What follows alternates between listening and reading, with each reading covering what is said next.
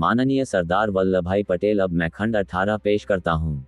1. प्रत्येक इकाई के अल्पसंख्यकों की उनकी भाषा, लिपि और संस्कृति की बाबत संरक्षा की जाएगी और ऐसी विधियां अथवा विनिमय नहीं बनाए जा सकते जो इस बाबत प्रपीड़क अथवा प्रतिकूल रूप से प्रवर्तित हों। 2. किसी भी अल्पसंख्यक वर्ग के साथ राजकीय शिक्षा संस्थाओं में प्रवेश के बारे में विभेद नहीं किया जाएगा और न ही कोई धार्मिक शिक्षा उन पर अनिवार्य होगी। 3. धर्म, संप्रदाय या भाषा पर आधारित सभी अल्पसंख्यक अपनी रुचि की शिक्षा संस्थाओं की स्थापना और प्रशासन के लिए स्वतंत्र होंगे। विद्यालयों को राजकीय सहायता देते समय राज्य अल्पसंख्यक वर्गों के प्रबंध में चलने वाले विद्यालय के साथ धर्म, संप्रदाय या भाषा के आधार पर विभेद नहीं करेगा। मैं सदन की स्वीकृति के लिए इस खंड को पेश करता हूँ।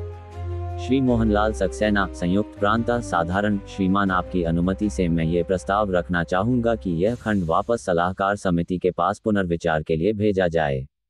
कुछ ऐसे पहलू हैं जो पुनः विचारणीय हैं। ऐसी स्थिति में यही ज्यादा बेहतर होगा कि यह पूरा खंड ही सलाहकार समिति के पास पुनर्विचार के लिए भेजा जाए। सभापति श्री मोहनलाल सक्सेना का प्रस्ताव है कि इस खंड को वापस सलाहकार समिति के पास और आगे विचार के लिए भेजा जाए। श्री के एम मुंशी, मेरा प्रस्ताव है कि खंड 18 का उपखंड 2 वापस सलाहकार समिति को भेजा जाए। बहुत से सदस्यों की यह आम भावना है कि इस खंड पर सदन में हुई चर्चा के प्रकाश में फिर से विचार किया जाना चाहिए। Doctor B.R. अंबेडकर, सभापति महोदय, मैं यह मानता हूं कि मैं श्री मुंशी एवं श्री त्यागी द्वारा रखे गए संशोधनों से काफी आश्चर्यचकित हूं। मेरा निवेदन है कि उन्होंने इस खंड 18 को वापस समिति के पास भेजे जाने के लिए कोई कारण नहीं बताए हैं। इस प्रस्ताव के समर्थन में एकमात्र कारण कोई भी भांप सकता है, वह यह है कि अल्पसंख्यकों के अधिकार सापेक्षिक होने चाहिए, अर्थात इससे पहले कि हम ये तय करें कि हम हिंदुस्तानी राज्य क्षेत्र में अल्पसंख्यकों को क्या अधिकार देना चाहते हैं, हमें इंतजार करना चाहिए और ये देखना चाहिए कि पाकिस्तानी सभा अल्पसंख्यकों को क्या अधिकार देती है। अब श्रीमान, पूर्ण आदर के साथ मैं ऐसे किसी भी विचार की निंदा करता हूँ। अल्पसंख्यक वर्गों के अधिकार पूर्ण अधिकार होने चाहिए। वे किसी भी विचारणा के अधीन नहीं रहने चाहिए कि दूसरा पक्ष अपने अधिकार क्षेत्र के अंतर्गत अल्पसंख्यक वर्गों के प्रति क्या करना चाहता है। यदि हम ये देखें कि कुछ अल्पसंख्यक वर्गों को जिनमें हम हितबद्ध हैं और जो किसी दूसरे राज्य के अधिकार क्षेत्र के अंतर्गत हैं, वही अधिकार नहीं मिले हैं जो हमने अपने राज्य क्षेत्र के अल्पसंख्यक वर्गों को दिए हैं, तो राज्य राजनयिक ढंग से मामले को उठाए और देखें कि गलतियां सुधारी जाएं। लेकिन कोई बात नहीं, दूसरे कुछ भी करते हों, हमें वही करना चाहिए जो हमारे निर्णय में ठीक है। और व्यक्तिगत तौर पर मेरा विचार है कि खंड 18 में जो अधिकार इंगित किए गए हैं वे ऐसे अधिकार हैं जिनका दावा करने के लिए हर अल्पसंख्यक वर्ग किसी अन्य विचारणा के बावजूद हकदार है। हमने जो पहला अधिकार दिया है वह है अपनी भाषा, लिपि और संस्कृति के इस्तेमाल का अधिकार। हमारा कथन है कि राज्य की शिक्षा संस्थाओं में प्रवेश के विषय में धर्म, भाषा आदि के आधार पर कोई विभेद नहीं किया जाएगा।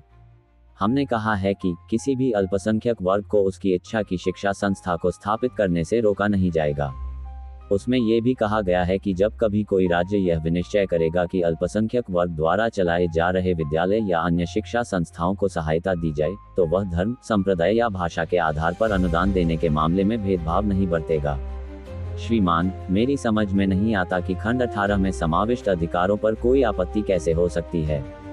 जो भी हो, जिसने इस प्रस्ताव का समर्थन किया है कि इस खंड को वापस समिति को भेज दिया जाए, उसने ऐसा कोई तर्क पेश नहीं किया है कि या तो ये अधिकार उनसे अधिक हैं जो अल्पसंख्यक वर्ग को मिलने चाहिए, अथवा ऐसे हैं कि वे अल्पसंख्यक वर्ग को मिलने नहीं चाहिए।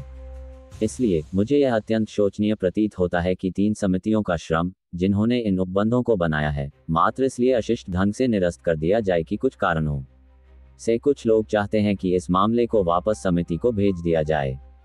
मुझे नहीं मालूम कि मेरे मित्र श्री मुंशी को वर्तमान रूप में उपखंड 2 पर क्या आपत्ति है, लेकिन यदि यह आवश्यक है कि यह उपखंड वापस समिति को भेजा जाए तो मैं निश्चित रूप से कोई आपत्ति नहीं करूंगा। वह उपखंड वापस भेज दिया जाए क्योंकि मैं समझता हूं कि हमने इस विषय को राज्य की शिक्षा संस्थाओं तक सीमित कर दिया है और हमने उनके बारे में कुछ नहीं कहा है जो केवल राजकीय सहायता प्राप्त है। यदि इस मुद्दे को और स्पष्ट करना जरूरी है तो मामला वापस भेजा जाए, लेकिन मात्र इसलिए कि उपखंड 2 को वापस भेजे जाने के पक्ष में कुछ हो सकता है। मैं नहीं समझता कि संपूर्ण खंड के बारे में भी यही तर्क दिया जा सकता है। इसलिए मेरा निवेदन है कि उपखंड 2 को छोड़कर जो यदि आवश्यक हो तो विचारार्थ समिति को वापस भेजा जाए, परंतु वर्तमान खंड पारित कर दिया जाना चाहिए। सभापति बोले, अब 2 खंड रहते हैं जो 5 सदस्यीय समिति को भेजे गए थे। हम अब उन पर एक एक करके विचार करेंगे। अब नया खंड 3 पेश किया जाए।